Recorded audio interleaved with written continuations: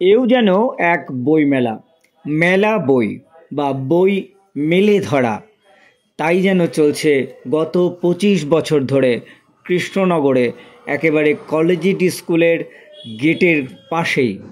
সাধন বিশ্বাস তার বই গাড়ি নিয়ে নিয়মিত বসছেন এখানে গত 25 বছর ধরে। তার চোখের সামনে দিয়ে দেখেছেন বইয়ের নানান ওঠা পড়া, চড়াই উতরাই। তার কথায় কৃষ্ণনগরে তৎকালীন সময়ে 27টি বইয়ের দোকান ছিল, তার মধ্যে উঠে গেছে অনেকগুলি, রয়েছে মাত্র কয়েকটি। ইদানিং হালে হয়েছে আরও কয়েকটি বইয়ের দোকান। আদতে কৃষ্ণনগরের ঘূর্ণির বাসিন্দা এই সাধন বিশ্বাস এখন থাকেন কৃষ্ণনগরের কাঁঠালপোতায়। 70 বছর বয়স হয়ে গেছে।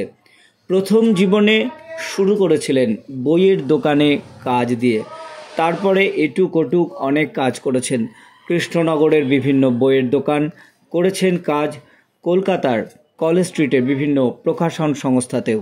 সাধন বিশ্বাসের এই বইয়ের গাড়িতে রকমারি বইয়ের স্টক, যা দেখলে সত্যি অবাক হতে হয়। কোথা থেকে জোগাড় করেন?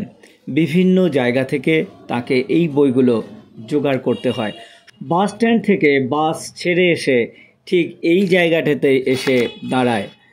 বাস থেকে নেমে অনেক খদ্দের খোঁজ করেন তার বইয়ের সম্ভারের মধ্যে থেকে কিছু পছন্দের বই। তারা কখনো কেনেন, কখনো বা দেখে যান পরে কিনবেন বলে। শুধু বই নয়, সাধন বিশ্বাসের কাছে অনেকেই আসেন মনীষীদের ছবির জন্যে, আসেন কেউ কেউ খেলোয়াড়দের ছবির জন্যে, অনেকে আসেন সিনেমা আর্টিস্টদের ছবির জন্যে, মহাপুরুষদের ছবির জন্যে।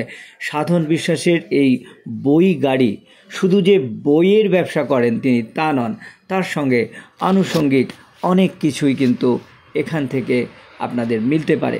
দেখুন এই সব বইগুলো, যে বইগুলো ছোট বয়সে আপনারা দেখতেন, এখনও কিন্তু সুযোগ রয়েছে সেই ছবিগুলো একবার করে হাতে পাওয়ার এবং পড়ে দেখার।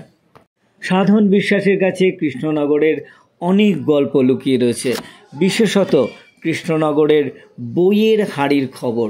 তা তো তার কাছ থেকে অনেক বেশি পাওয়া যাবে, কারণ তিনি বইয়ের জগতের সঙ্গে এত বছর ধরে জড়িয়ে আছেন। কত রকমের খদ্দের আসে তার কাছে, কত তাদের আবদার, সেই মতো অনেক কিছুই কিন্তু তিনি যোগান দিয়ে থাকেন। এটাও কিন্তু একজন ভালো পুস্তক বিক্রেতার গুণ। তার কাছে হয়তো খুব ভারী ভারী বই নেই, বেশিরভাগই চটি বই। তার কাছে হয়তো নেই খুব ভারী ভারী খদ্দেরও, কিন্তু সাধন বিশ্বাসের বইয়ের লাইনের যে 55 বছরের অভিজ্ঞতা, তা তিনি উজাড় করে দেন তার কাছে আসা যে কোনো কাস্টমারকেই। মোবাইল এসে বই পড়ার অনেকটা সময় হয়তো কেড়ে নিয়েছে, তবু কৃষ্ণনগরের সাধন বিশ্বাস চেষ্টা করেন বই প্রীতি জাগাতে সবার মনে।